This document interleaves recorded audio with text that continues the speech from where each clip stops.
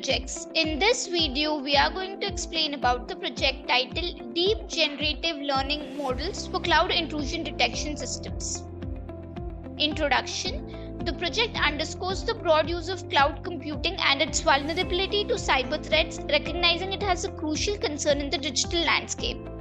The project focuses on the danger posed by certain DDoS attacks, particularly highlighting low-rate and application layer attacks, which adeptly hide themselves within regular network patterns, making them especially hazardous. The project points out the complexities in creating a strong intrusion detection system for cloud setups due to the evolving nature of attack patterns, scarcity of malicious samples for training, and the diverse spectrum of cyber threats. These challenges necessitate innovative approaches like deep generative learning models to bolster detection capabilities. Objective. The primary objective of the project is a significant enhancement of intrusion detection systems within cloud computing settings. This improvement is crucial for fortifying the security of cloud infrastructures against cyber threats. The project introduces and employs advanced deep generative models, namely CDAAE and CDAAE-KNN, to fabricate realistic malicious samples within the cloud environment. This synthetic data generation is a pivotal step towards improving the efficiency and accuracy of intrusion detection. To enrich the training dataset for intrusion detection, the project merges the synthesized malicious samples with the original data used for training the IDS. This augmented dataset is a comprehensive collection of both real and generated data, enhancing the robustness and diversity of the training set. By training popular machine learning algorithms like support vector machine (SVM), decision tree, and random forest on the augmented dataset, the project significantly enhances intrusion detection accuracy within the cloud. These trained models are more effective in identifying potential intrusions and security breaches in cloud environments. Requirements. The requirements of the project are hardware requirements, in which we have operating system of Windows, processor of Wi-Fi and above, RAM of 8GB and above, hard disk of 25GB and above. Software requirements, in which we have Anaconda 3 and Visual Studio Community version. Flow of project. To implement this project, we have designed the following steps. The first step is importing the packages.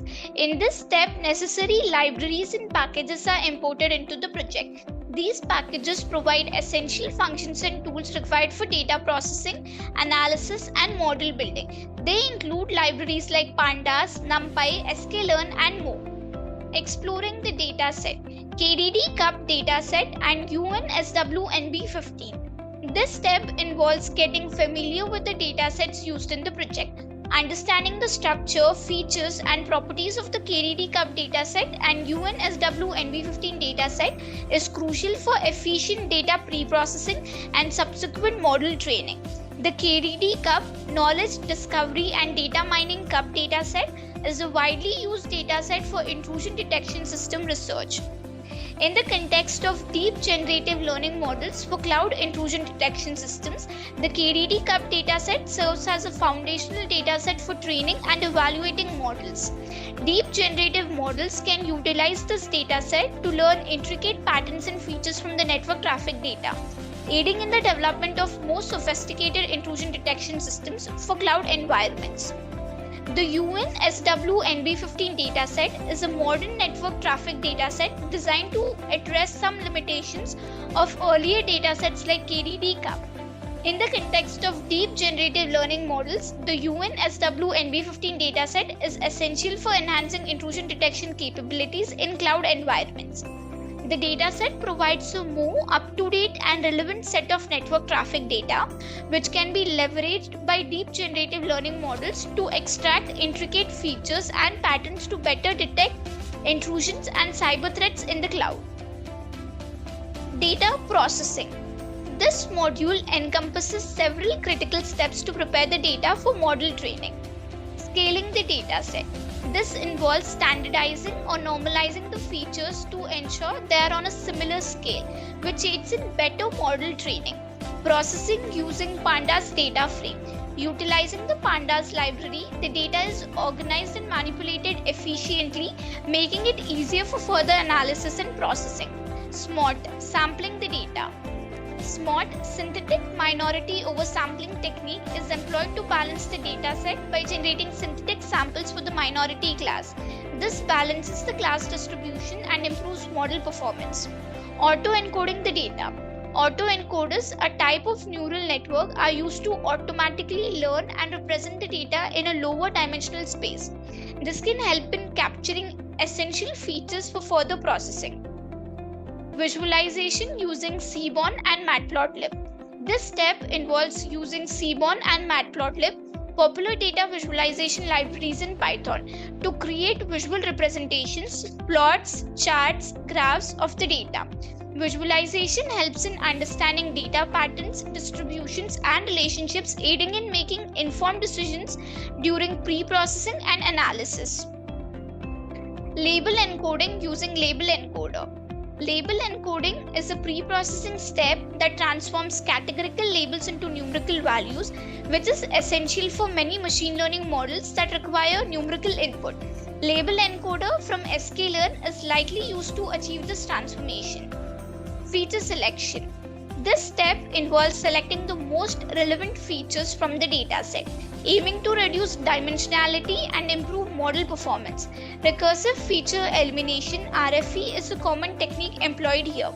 RFE is a feature selection technique where features are recursively eliminated based on their importance, often utilizing a machine learning model. This helps in selecting the most significant features for model training. Splitting the data to train and test. This step focuses on dividing the dataset into training and testing sets. The training set is used to train the model, while the testing set is held out for evaluating the model's performance. This ensures unbiased assessment of the model.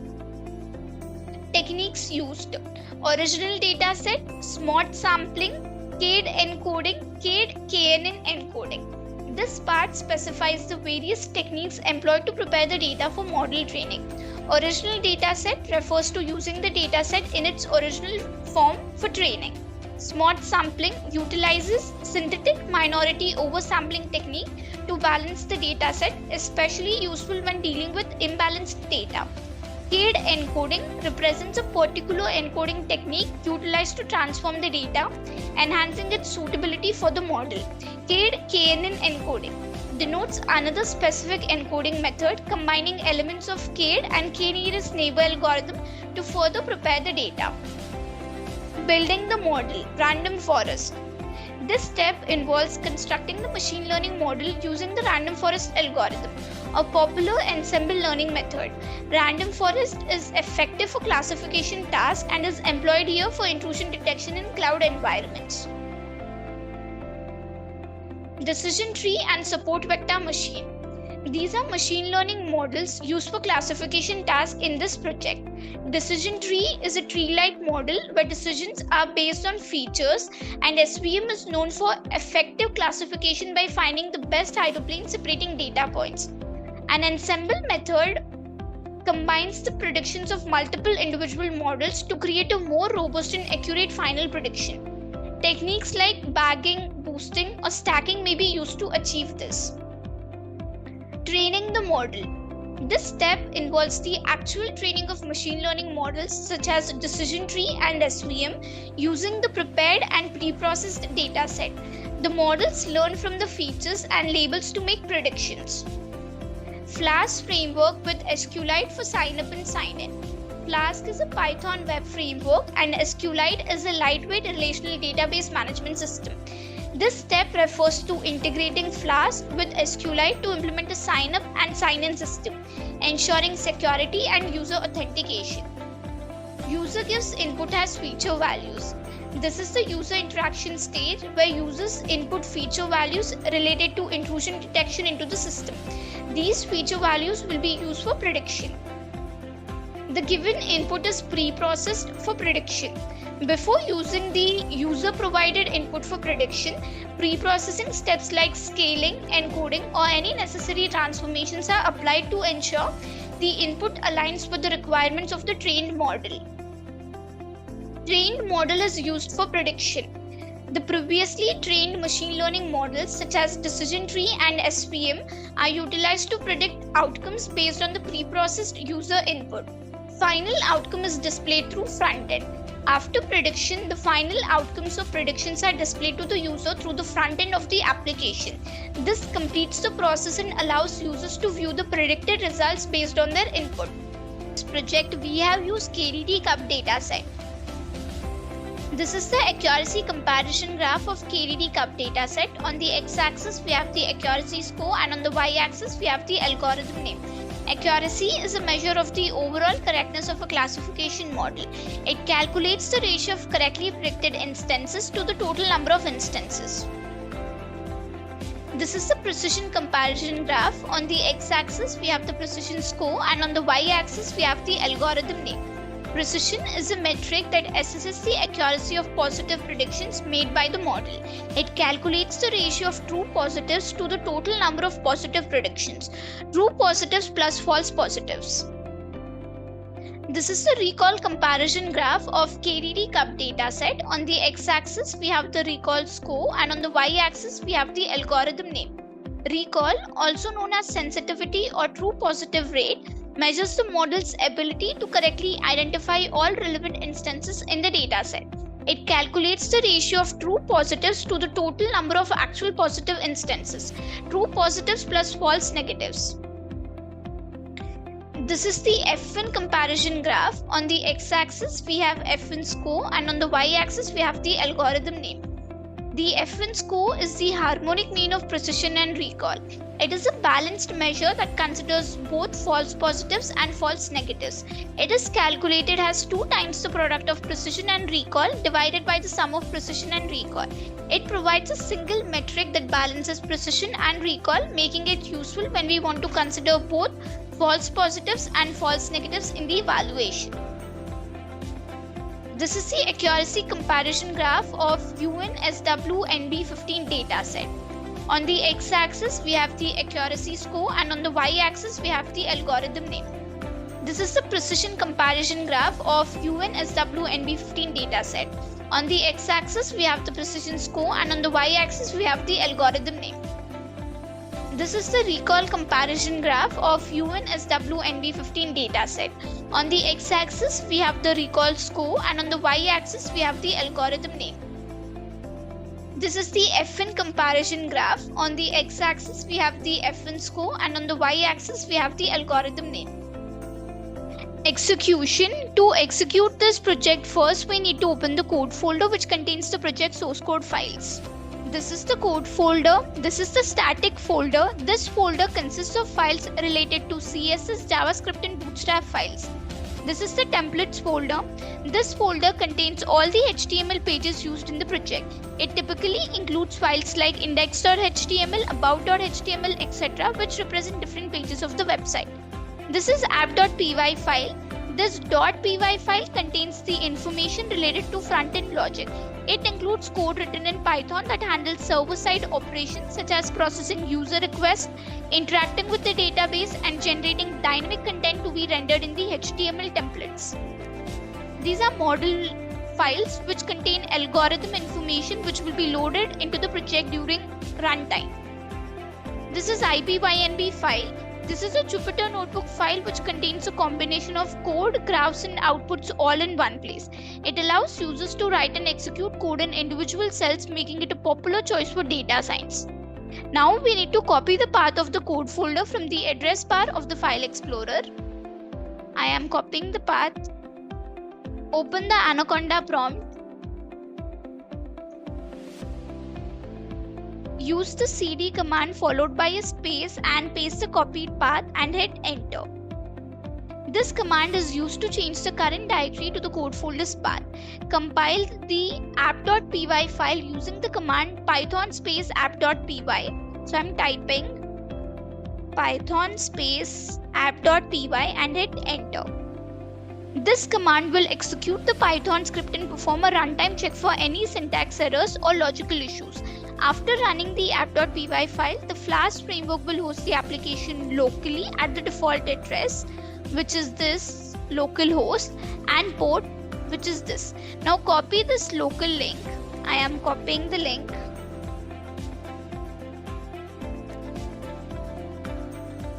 And paste this copied link into any web browser.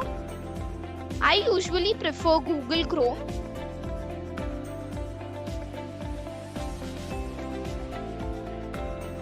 And hit enter. The homepage of the project is displayed in the browser. This is the front end built using Flask framework. Now click on sign up. If we are a new user, we need to register first, but I have already registered, so click on sign in. So here we need to enter the username and the password which we have created, and click on login. We have logged in. So here we need to enter all these parameters to detect the attack and its type. So I'm entering these parameters. So here we have entered all these parameters. The first parameter is duration. Duration is the connection, indicating how long a particular connection lasted. So here the duration is -0.114 and the prototype is 1. Prototype is used for the connection, that is TCP, UDP, ICMP. And flag is 9. Flag is the TCP header providing information about the connection status. Example FIN, SYN, RST. And SRC bytes is -0.012242. SRC bytes is the number of data bytes sent by the source during the connection. Wrong fragment is -0.09653. Wrong fragment is the number of wrong fragments in a connection. Hot is -0.80228. Hot is a count of access to this page by the current user. Logged in is -0.02309, whether the user is logged in or not. And num compromised is -0.0266, the number of compromised conditions. SU attempted is -0.02311, the number of root shell attempts. Num root is -0.026, the number of root access. Num file creations is -0.09, the number of file creation operations. Is guest login is -0.72966. Indicates if the login is done as a guest. Count, which is -0.642, the number of connections to the same host has the current connection in the past 2 seconds. SRV error rate is -0.3708, the rate of connections to the same service. Error rate is 0.781584. The rate of connections that have an error among the connections with the same service. DST host count is -0.781584. The count of different destination hosts. DST host SRV count is -0.33132. The rate of connections to the same service among the connections to the same host. DST host same SRV rate is -0.7622. It is the rate of connections to the same service among the connections to the same host. DST host different SRV rate is -0.28625. It is nothing but the rate of connections to different services among the connections to the same host. DST host same SRC port rate is 0.068685. The rate of connections to the same source port among the connections to the same host. DST host SRV different host rate is -0.28536, which is the rate of connections to different hosts among the connections to the same service. DST host error rate is -0.64966, which is the rate of connections that have an error status among the connections to the same host. DST host error rate is -0.22011, which is the rate of connections that have an error status among the connections to the same host in the current session. DST host SRP error rate is -0.37372, which is the rate of connections that have an error status among the connections to the same service. After entering all these parameters, click on Predict. So here we can see attack is detected and it's DOS attack. So in this way, by entering all the parameters, we can detect the attack and its type. Now let us enter the parameters of one more attack.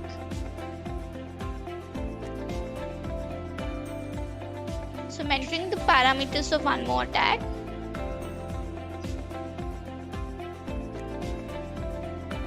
So here I have entered the parameters of one more attack. Now let us click on Predict. So here we can see there is no attack detected and it's normal. So in this way we can predict the attack and its type.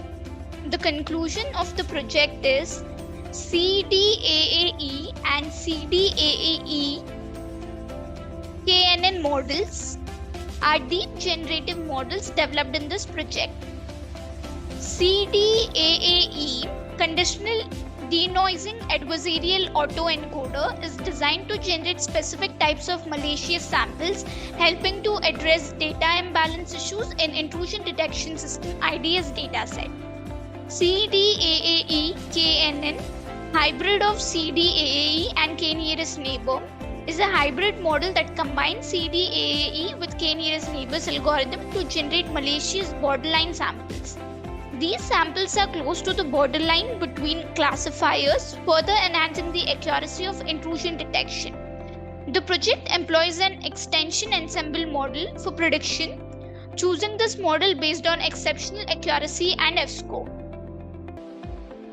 An ensemble model combines the predictions of multiple machine learning models to improve the overall prediction performance. The extension ensemble model is chosen for its ability to significantly enhance the effectiveness of the IDS, contributing to accurate intrusion detection in cloud environments.